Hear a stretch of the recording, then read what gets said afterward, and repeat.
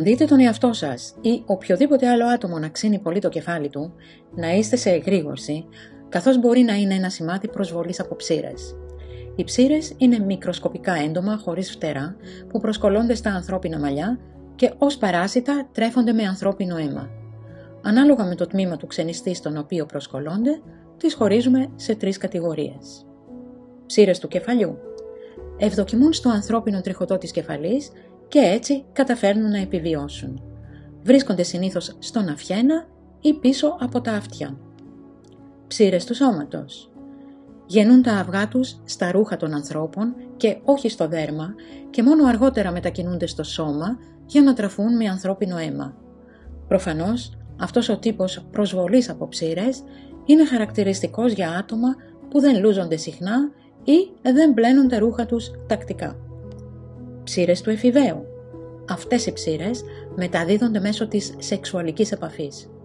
Σε ορισμένες σπάνιες περιπτώσεις, αυτές οι ψήρες μπορεί επίσης να βρεθούν σε χοντρές τρίχες του σώματος, όπως τρίχες στο στήθος, στα φρύδια και στις βλεφαρίδες. Οποιοσδήποτε μπορεί να προσβληθεί από ψήρες. Αυτά τα μικροσκοπικά παράσιτα μπορούν να σέρνονται πολύ γρήγορα και να μολύνουν το τριχωτό της κεφαλής ενός ατόμου, τόσο μέσω άμεσης όσο και έμεσης επαφής. Η άμεση επαφή, κεφάλι με κεφάλι, είναι ίσως ο ευκολότερος τρόπος για να εξαπλωθούν οι ψήρες από το ένα άτομο στο άλλο. Το να αγκαλιάζει ο ένας τον άλλον, να κοιμάται δίπλα σε ένα άτομο με ψήρες ή οποιαδήποτε άλλη χειρονομία που κάνει το κεφάλι κάποιου να έρθει κοντά σε ένα κεφάλι που έχει προσβληθεί από ψήρες, μπορεί εύκολα να οδηγήσει στην εξάπλωση των ψηρών. Οι ψήρες του κεφαλιού μπορούν επίσης να μεταδοθούν μέσω έμεσης επαφής με αντικείμενα που χρησιμοποιούνται από άτομα που έχουν προσβληθεί από ψήρες, όπως φορώντας ένα σκούφο ή άλλο κάλυμα κεφαλής, κλινοσκεπάσματα, πετσέτες ή ρούχα. Οι ψήρες του εφηβαίου γενικά μεταδίδονται μέσω της σεξουαλικής δραστηριότητας και οι ψήρες του σώματος τείνουν να ευδοκιμούν σε άπλυτα ρούχα. Συμπτώματα προσβολής από ψήρες. Υπερβολική ή μη φυσιολογική φαγούρα στο τριχωτό της κεφαλής. Ξύσιμο στο κεφάλι και παράφωνα για αίσθημα γαργαλήματος στο τριχωτό της κεφαλής. Εξογκώματα ή ερεθισμοί στο τριχωτό της κεφαλής, στο λαιμό ή στους ώμους από το ξύσιμο. Δυσκολία στον ύπνο. Οβάλ σχήματος αυγά ή κόνιδες ψηρών που μοιάζουν με μικροσκοπικές κίτρινες ή καστανές κουκίδες στο στέλεχος των τριχών, οι οποίες, σε αντίθεση με την πιτηρίδα, δεν είναι εύκολο να βουρτσιστούν από τα μαλλιά. Πρόληψη προσβολής από ψήρες. Φροντίστε να πλένετε και να στεγνώνετε τις χρησιμοποιημένες πετσέτες και να καθαρίζετε τη χτένα και τη βούρτσα σας σε τακτική βάση. Επίσης, καλό είναι να βάζετε τα σεντόνια και τις μαξιλαροθήκες που έχουν κοιμηθεί από ένα άτομο που έχει προσβληθεί από ψήρες στο στεγνοτήριο για 20 λεπτά. Δώστε οδηγίες στα παιδιά που πηγαίνουν στο σχολείο να αποφεύγουν να μοιράζονται προσωπικά αντικείμενα όπως καπέλα, κασκόλ, παλτό, χτένες, βούρτσες, αξεσουάρ μαλλιών και ακουστικά με άλλα παιδιά. Ζητήστε από το παιδί σας να αποφύγει την κατηδίαν επαφή με άλλα παιδιά όσο το δυνατόν περισσότερο, ενώ παίζει ή κάνει οποιαδήποτε άλλη δραστηριότητα.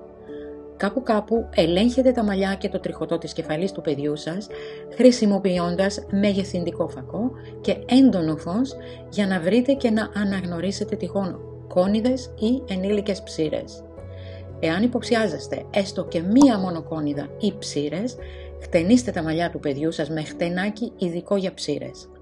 Κάτι που συχνά παραβλέπετε μόλις εξαλειφθεί η μόλυνση από ψήρες είναι η απολύμανση των ρούχων, των σεντονιών, των καπέλων, των βουρτσών και των μαξιλαροθηκών που μπορεί να έχει χρησιμοποιήσει το προσβεβλημένο άτομο.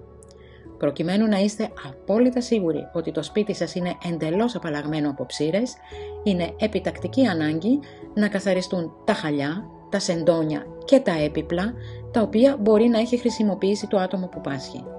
Αυτό είναι ιδιαίτερα σημαντικό γιατί οι ψήρες έχουν την ικανότητα να επιβιώνουν έξω από το σώμα του ξενιστή για 1 έως 2 ημέρες. Δείτε στη συνέχεια πώς μπορείτε να αντιμετωπίσετε τις ψήρες της κεφαλής χρησιμοποιώντας μιλόξιδο. Το οξικό οξύ που υπάρχει στο μιλόξιδο βοηθά ώστε να μπορούν να πέσουν εύκολα από το κεφάλι οι ψήρες και τελικά να πεθάνουν λόγω έλλειψης τροφής. Βοηθά ακόμη και στη διάλυση των νεκρών κόνιδων. Θα δείτε 4 διαφορετικές μεθόδους, όλες δοκιμασμένες και αποτελεσματικές. Για το μιλόξιδο, που ως γνωστόν έχει πολλές και απίστευτες ιδιότητες, υπάρχει στο κανάλι Mea Culpa αναλυτικό βίντεο και ο σχετικός σύνδεσμος βρίσκεται κάτω από τούτο το βίντεο. Όπως πάντα, σας προτείνω να δείτε το βίντεο μέχρι το τέλος, να αφήσετε το σχόλιο σας και να κάνετε εγγραφή. Ενεργοποιήστε και το καμπανάκι για να μην χάνετε κανένα από τα βίντεο που φτιάχνω για σας με πολύ αγάπη και μεράκι. Το οξικό οξύ στο μιλόξιδο λειτουργεί ως αντισηπτικό ή ως εξολοθρευτικός παράγοντας, καθιστώντας το ένα αποτελεσματικό αντίδοτο για τη θεραπεία της μόλυνσης από ψήρες. Το μιλόξιδο έχει συνήθως συγκέντρωση οξικού οξέως περίπου 5%, γεγονός που καθιστά ασφαλές τη χρήση του για ψήρες. Παρόλο που το οξικό οξύ στο μιλόξιδο δεν είναι αρκετά ισχυρό για να διαλύσει ή να διεισδύσει στον εξωσκελετό, το προστατευτικό κέλυφος των αυγών των ψηρών, και έτσι να τα σκοτώσει, βοηθά να χαλαρώσει το κράτημά τους στο στέλεχος της τρίχας.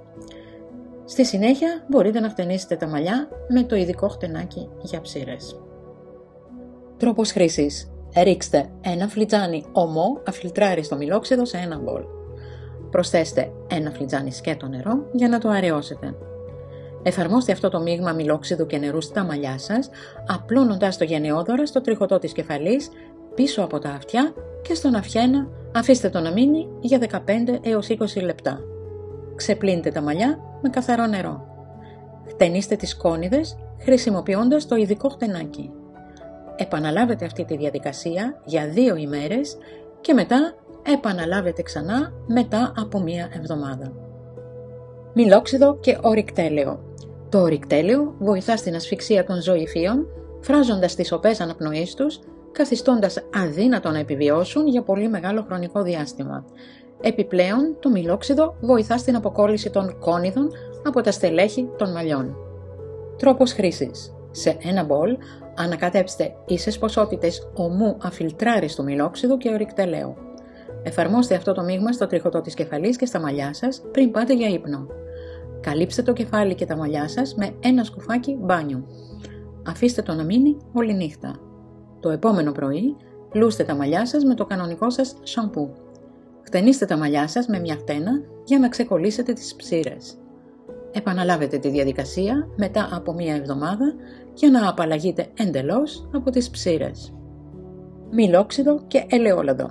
Ενώ το ελαιόλαδο βοηθά να πνιγούν οι ψήρες, με αποτέλεσμα να μην μπορούν να σέρνονται για να γεννήσουν νέα αυγά, η όξινη φύση του μιλόξιδου βοηθά στη διάλυση των κολλητικών εκρήσεων που κρατούν τα αυγά κολλημένα στα μαλλιά. Τρόπος χρήσης.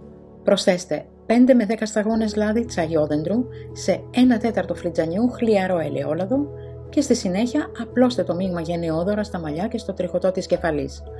Βάλτε ένα σκουφάκι ντους πάνω από το κεφάλι για 1 ώρα.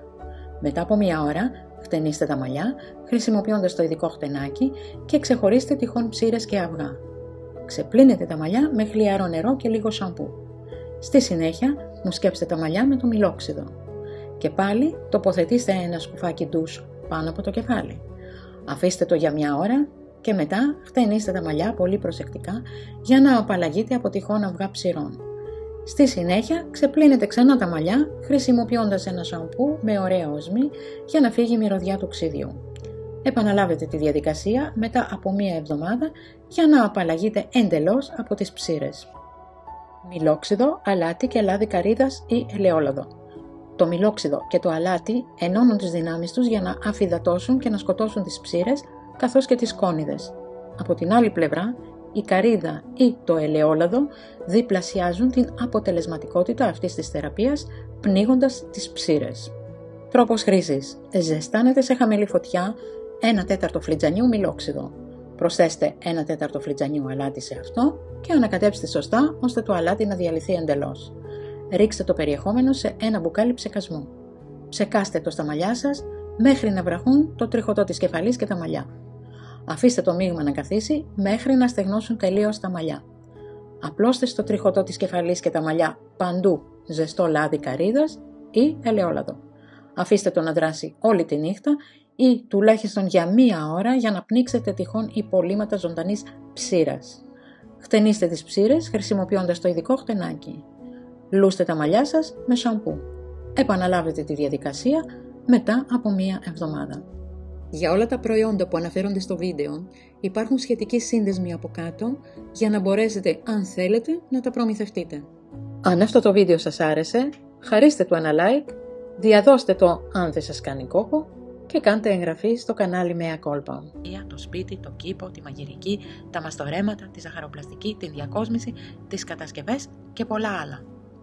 Τελειώνοντας, αφού σας ευχαριστήσω που είδατε αυτό το βίντεο, να σας θυμίσω να κάνετε εγγραφή όσοι δεν το έχετε ήδη κάνει και να κάνετε κλικ στο καμπανάκι που βρίσκεται κάτω ακριβώς από αυτό το βίντεο για να λαβαίνετε άμεσα κάθε καινούριο βίντεο.